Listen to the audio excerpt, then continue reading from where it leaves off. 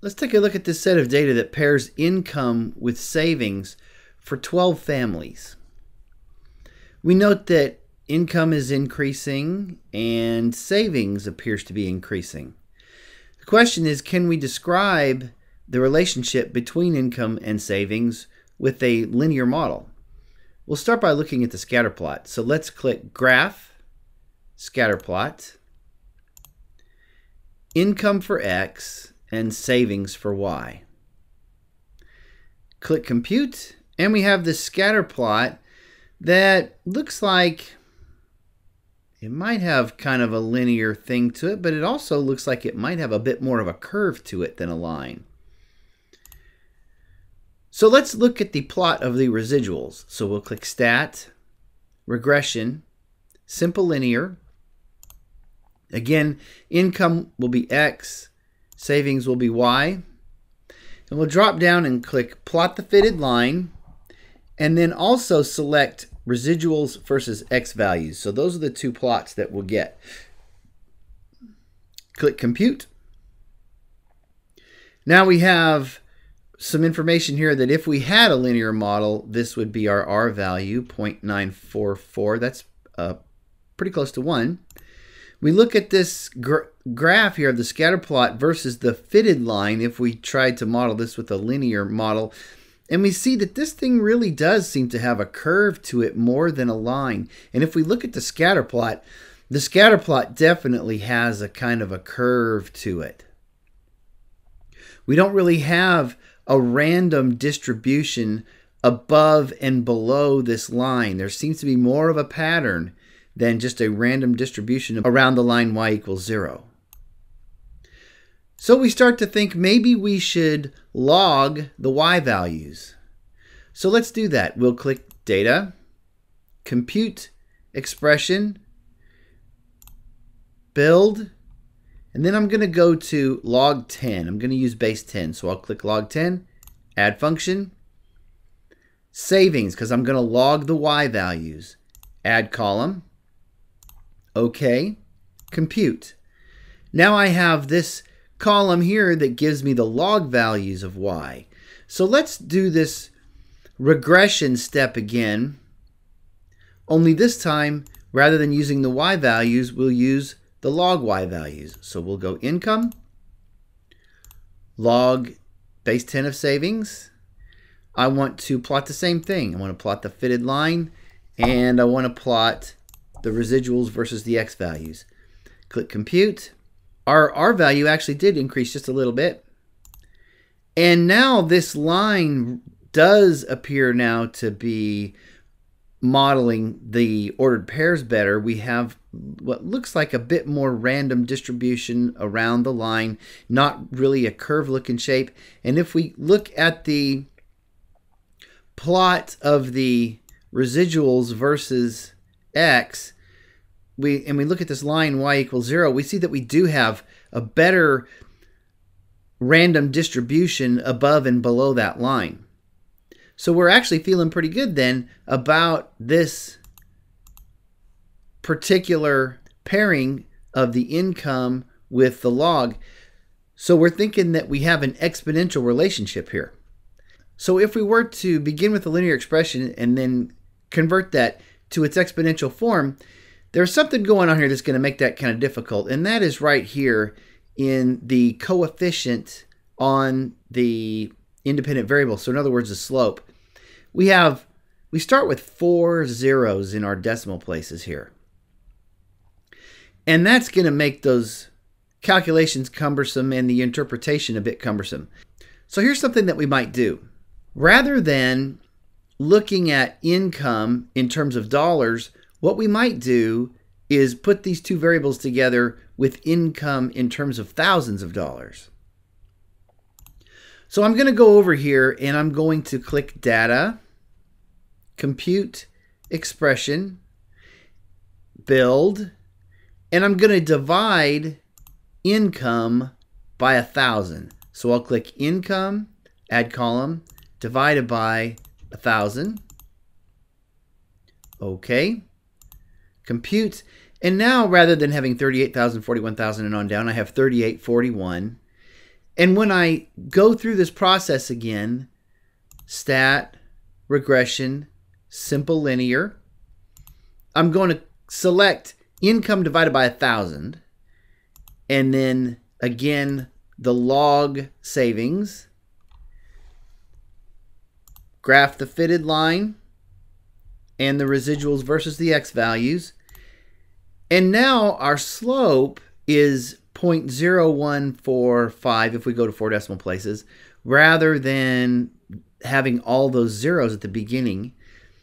And we see that it still has the same shape and scatter on the plot. It's just that down here on the x-axis, rather than being in thousands, it's in tens and should be interpreted in terms of thousands. And again, our residual plot still gives us this nice random scattering above and below the line y equals 0. So now let's take this expression that we have here. We're going to say log y hat equal to, and let's go to 4 decimal places. So we'll have 2.3460 plus 0.0145x. But what we need to have is an expression that relates x and y hat, not x and y. So we'll remember then that we can convert this to its exponential form by saying y hat is equal to 10 raised to the 2.3460 plus 0.0145x. And we also remember then that we would add exponents when we multiply with like bases. So we'll say y hat is equal to 10 raised to the 2.3460 times, and we would multiply exponents when we raise a power to a power. So this will be 10 raised to the 0.0145, and then that quantity will be raised to the x power.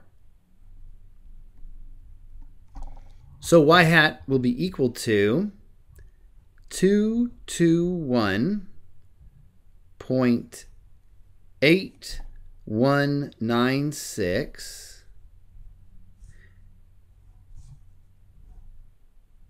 when we raise 10 to the 2.3460 times 1.0340 raised to the x value. So this would be our expression that relates x and y hat. So now let's go back to StatCrunch and let's look at how this expression that we found compares to the pairs of data. So what I'm going to do is I'm going to create another expression. So I'm going to say data compute expression. And the expression that I'm going to put in is the one that we just calculated, which will be